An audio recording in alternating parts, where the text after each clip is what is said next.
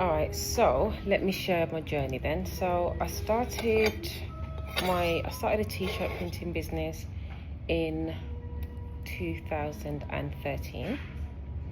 So before that, I was working. Well, at the same time, I was working as a supported living manager for teenagers that have got children. So I managed that for 5 years. Okay. That was supported living for 5 years.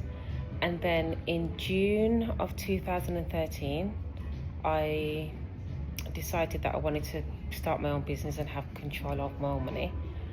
So I went online and Googled how to start a business. And then a t-shirt printing business came up, and I went on YouTube and started researching how to do a t-shirt printing business. In the UK? In the UK. And then that was June. And then in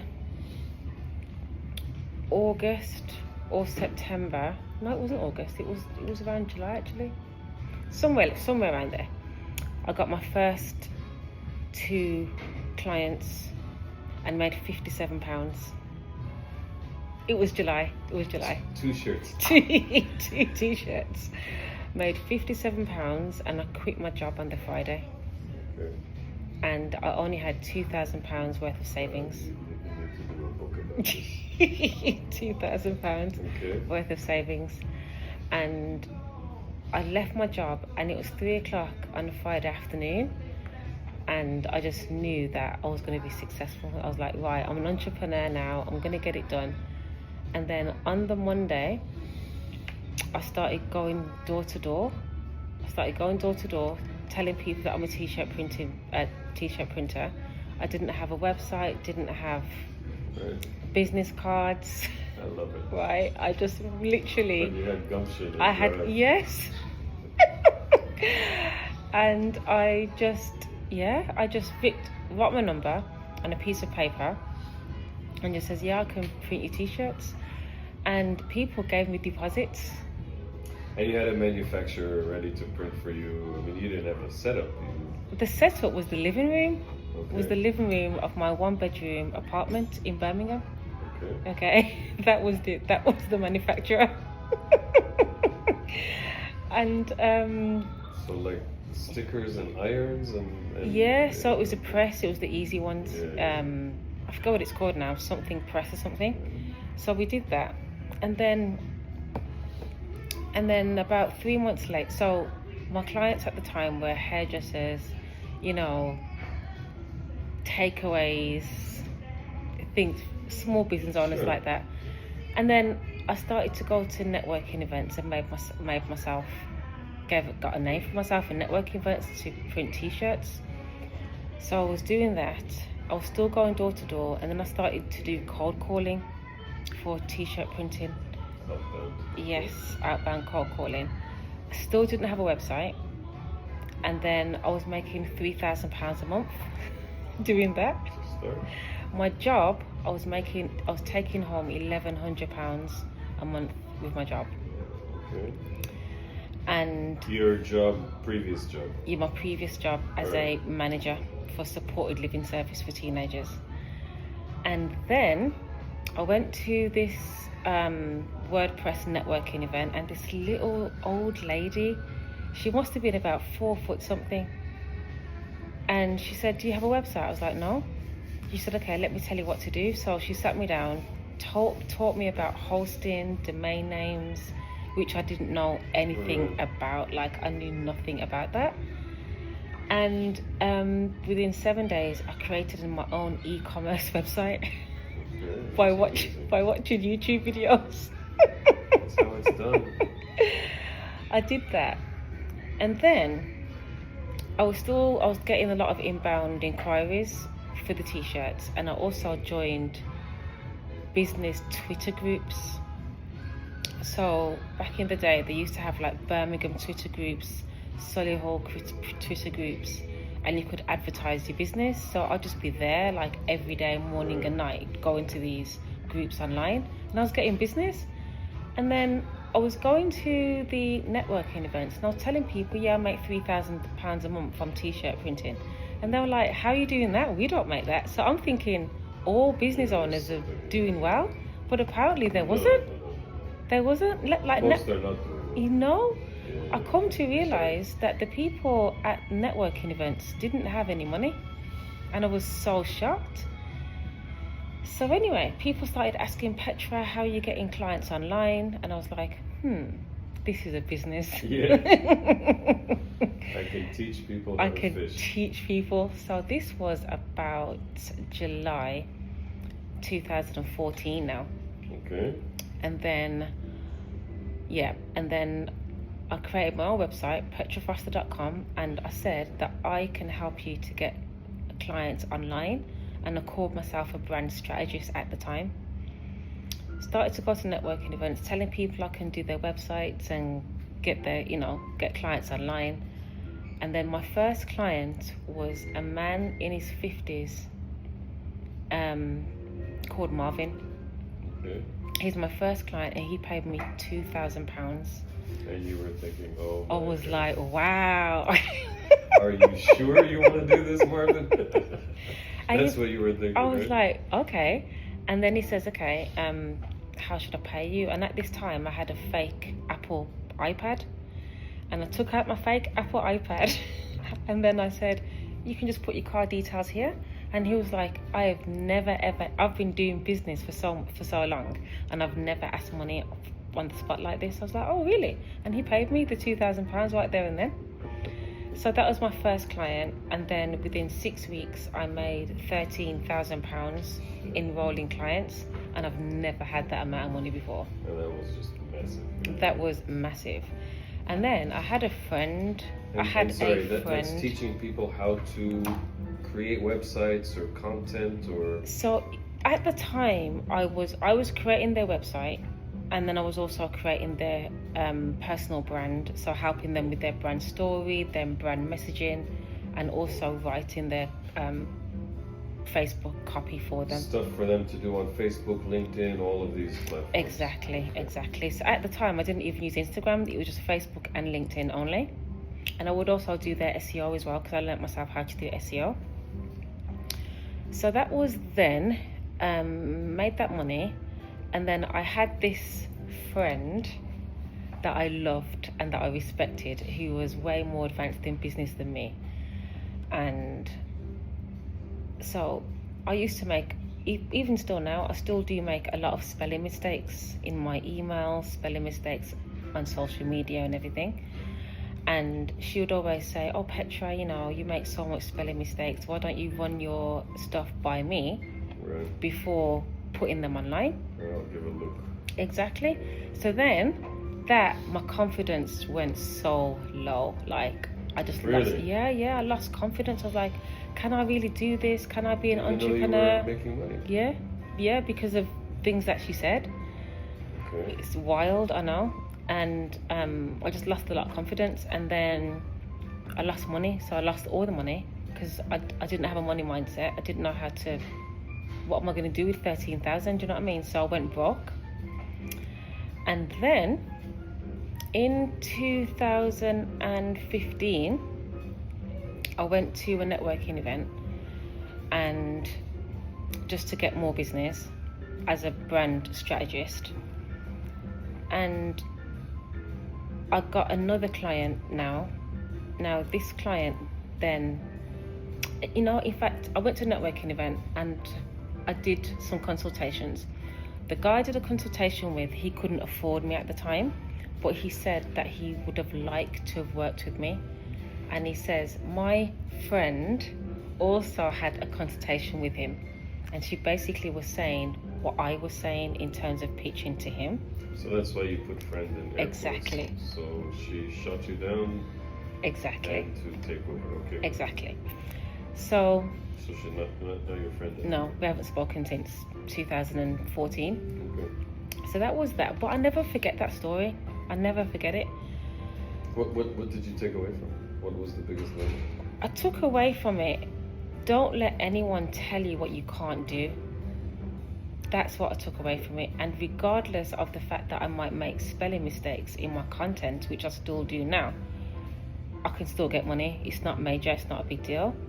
And also around that time as well, I went to this event she was there, she headed it. And my goal at the time, there was other business owners there, like consultants that were there.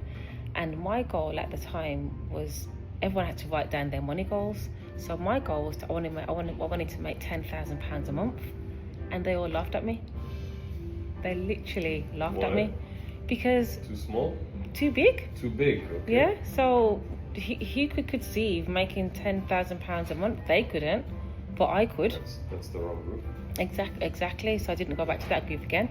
That's not the right group. you know this saying, you are the average of the 5 people around you, right? So if they're thinking 10 is so big, that's not the right people. Exactly, and that was a big goal for me at the time. And then I went to a coffee shop and I met this woman, and me and her just got talking. She said that she's starting her business and everything. So I was like, oh my God, I'm a brand strategist. I can help you. Then I lost her phone number. And then I went to a property event and saw her there. So we connected, and then she paid me £3,000 to work with her as a consultant. And then to do what? The same thing, do her website, create her personal brand, help her to get clients online. So I was doing like one-to-one coaching of being a brand strategist from between 2014 up until 2018. So during that time, I was doing like one-to-one coaching. I made my first 6 figures in 2015. And then, started doing really well on Facebook. I was doing Facebook ads. I was doing an app called Periscope at the time, where you just basically speak online. And do you know Periscope? No. I don't. Okay, it's a bit like Clubhouse, but Periscope at the time.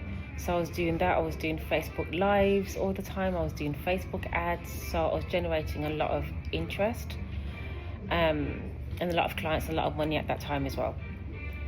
And then I started to have so many clients that I booked a session with a consultant, a strategy meeting, and then we was like, well, let's create a group mentoring course then.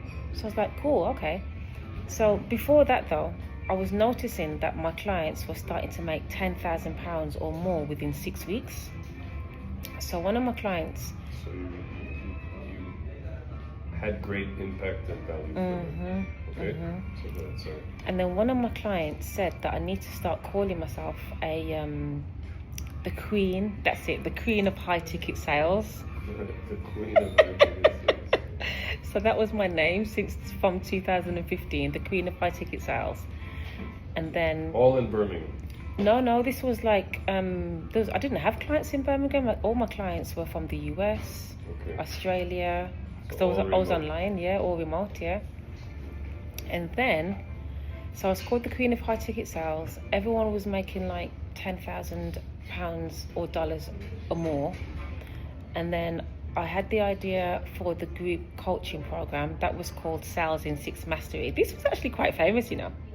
This was quite famous actually. What was it called? Sales in 6 Mastery. Okay, Sales in 6 Mastery. Okay. So what it was is, working with me, you will enroll high ticket clients that pay you £3,000 or more within 6 weeks or less. That was the brand promise, and trust me, they did. They did. So all of my testimonials for that are on YouTube still now. So I had the idea for the group mentoring. That was in October 2015. And then I started marketing it in November 2015. I enrolled clients for it. At the time, I was charging £5,000 for that. People were paying it. I made £33,000 from that course. Building quite an empire. Building really quickly. And it's really funny because I started to market it before it was even built. So when I got clients, I was building it at the same time. Right. Smart. And then I remember there was 1 week in January, I was like, oh my God, this is a 6 weeks course. What am I going to teach this week? I didn't know what I was going to teach this week. And I was like, right, this week is a catch-up week. So I made everyone catch up with everything while I decided what I was going to teach. And none were the wiser, right? They did not know, absolutely not. So so then I just relaunched Sales and Six Mastery over and over and over and over again until late 2017. I launched a mastermind called Moneyed Mastermind, and that was when I made my first £100,000 in a month.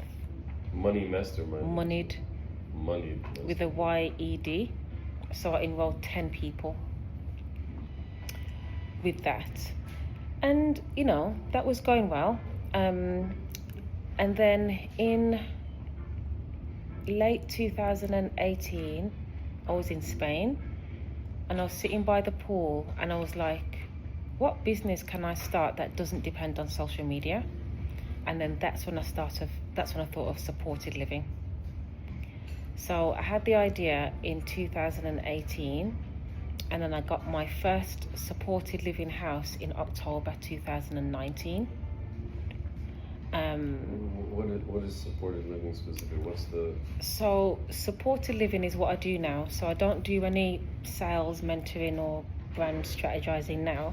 So Prosperity Housing Group, that's the name of the company.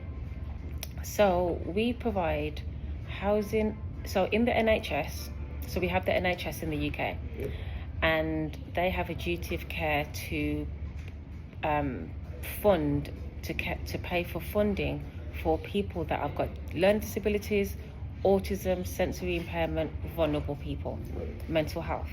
So we provide supported living to people that have got mental health. So what that means is that we get properties.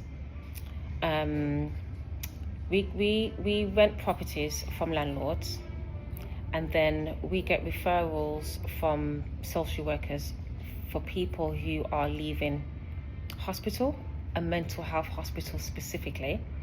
So we get them referrals. So then our registered manager will go to the hospital, do an assessment to see how we can support them, what kind of support that we can give to them to help them to be more independent as possible when they leave hospital. Is it what we call in the US a halfway house? In the US, you guys call it assisted living. So assisted living is more permanent, as I understood it. This is permanent or temporary?